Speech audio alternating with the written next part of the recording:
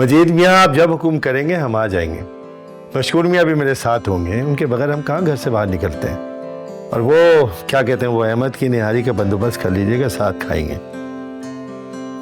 ठीक है। और अच्छा रुहेल को भी बता दीजिएगा कि कोई मीटिंग ना रख ले उस दिन।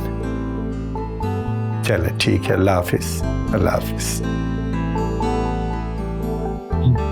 मजीद मियाँ का फोन था, कह रहे थे कि ऑफिस नहीं आते। हमने कहा हम आ जाएंगे, हमारी कौन सी मसरूफियात है।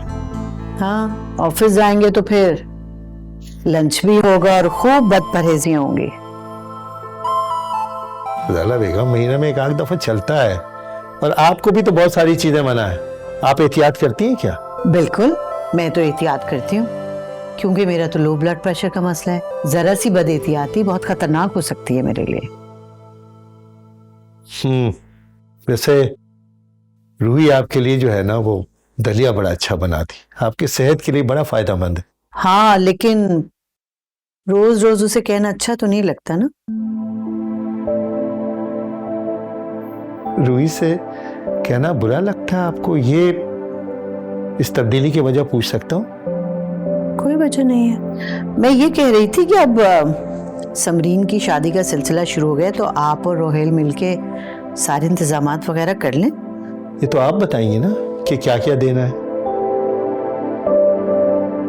अपार्टमेंट यहीं डिफेंस क्लिफ्टन में, एक नए मॉडल की गाड़ी और मुनासिब कैश।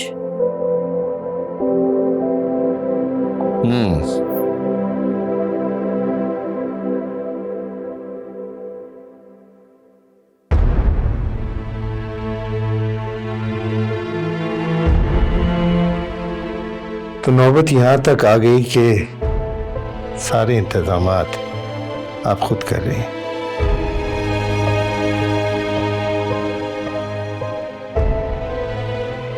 इस सारे इंतजामात बाद में भी तो हमने ही करने हैं ना, तो वक्त से कुछ पहले कर लेते हैं। इस तरह जुबैदा को भी इत्मीनान हो जाएगा। ठीक सोचा, ठीक सोचा। वैसे हम रूहेल से भी बात कर लेंगे। अच्छा, आप इस बात का जिक्र मशकूर मियाँ से ना कीजिएगा। फजूल खर्ची पे लेक्चर देंगे और जुबैदा से भिड़ जाएंगे। नहीं करूंगा बात, लेकिन ज़ारा बेगम एक बात समझ में नहीं आई। रूही के मामले में आज आपका रवैया मुझे कुछ समझ नहीं आया। हो सकता है शायद मेरा कोई वहम हो। क्यों? वहम ही है और क्या है।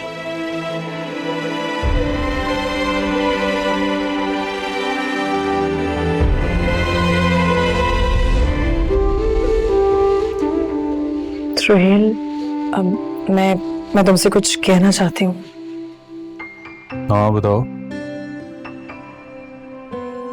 फॉर सम रीजन अगर हमारी फ्यूचर में किसी वजह से एंगेजमेंट खत्म हो जाती है,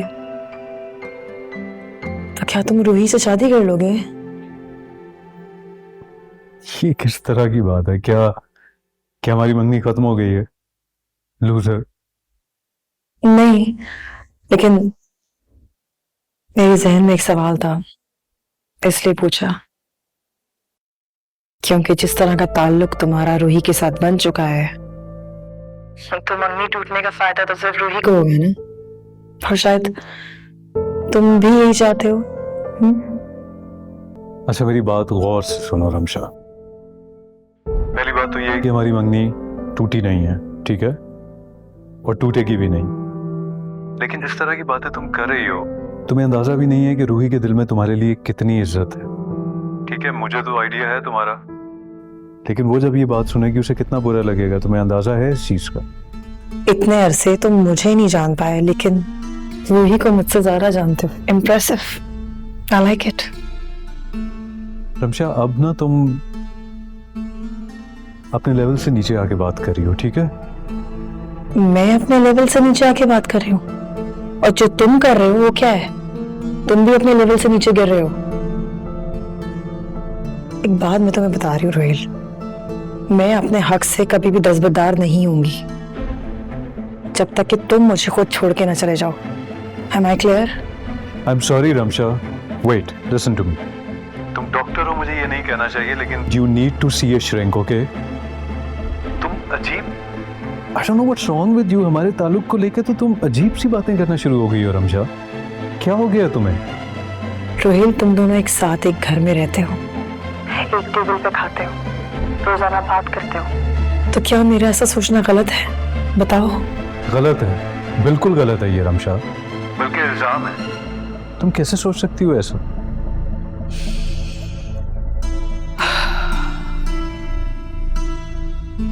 Anyway, I have to go. तुमसे बाद में बात करूंगी। And remember one thing, I will not leave you.